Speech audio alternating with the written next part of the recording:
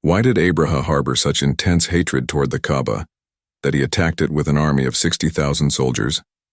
By that time, the Kaaba had become the holiest site in Arabia, attracting people from all over for worship, making it a central hub for trade and pilgrimage.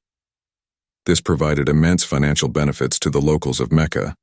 Abraha, the governor of Yemen, was infuriated by the idea that a group of simple Meccans with no king or formal government could dominate the Arabian religious landscape. In an attempt to divert attention from the Kaaba, Abraha constructed a grand church in Sana'a, Yemen's capital, hoping it would become the new center of pilgrimage. However, this plan failed miserably.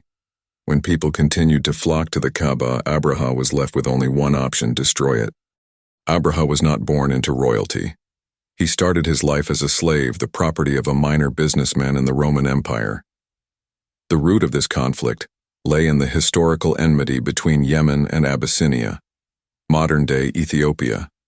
Yemen was predominantly Jewish at the time, while Abyssinia was Christian.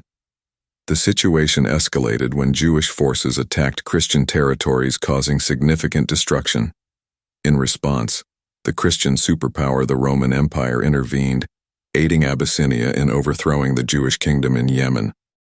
Abraha, a slave at the time, was sent by the Romans to lead an army of 100,000 soldiers.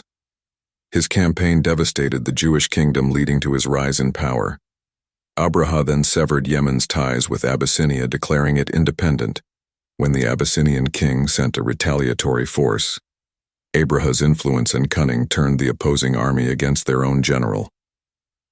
This solidified Abraha as the most powerful ruler in Arabia. Despite his dominance, one thing eluded Abraha's grasp. The Kaaba. Thousands of pilgrims from across Arabia continued to visit it every year, determined to outshine Mecca. Abraha constructed a magnificent cathedral in Sana'a. Adorned with jewels and architectural marvels, it was the grandest building in Arabia. However, his efforts to draw worshippers failed miserably as people continued to revere the Kaaba. Frustrated by this failure, Abraha amassed an army of 60,000 soldiers and marched toward Mecca to destroy the Kaaba.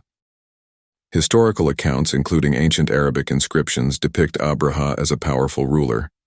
However, there is limited evidence of his march on Mecca in mainstream history. Some recent findings, including Jewish inscriptions, suggest that Abraha's sole intent was to destroy the Kaaba, to shift the region's religious focus toward his cathedral. When Abraha arrived near Mecca, he captured several camels belonging to Abdul Muttalib, the leader of the Quraysh tribe. Abdul Muttalib approached Abraha requesting the return of his camels. Amused, Abraha mocked him. Expecting a discussion about the Kaaba, Abdul Muttalib replied calmly, "I am the owner of these camels. As for the house, it has its own master, and he will protect it."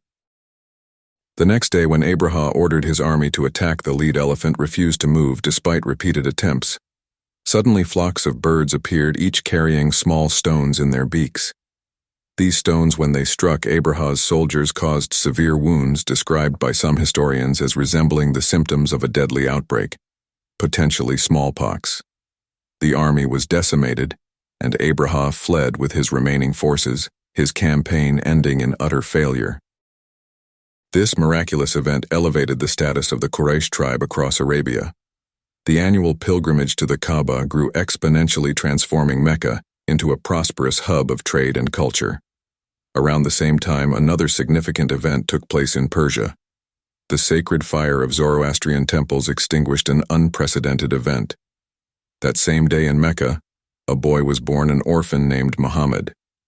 This is how the story of Abraha and the Kaaba became an unforgettable chapter in history.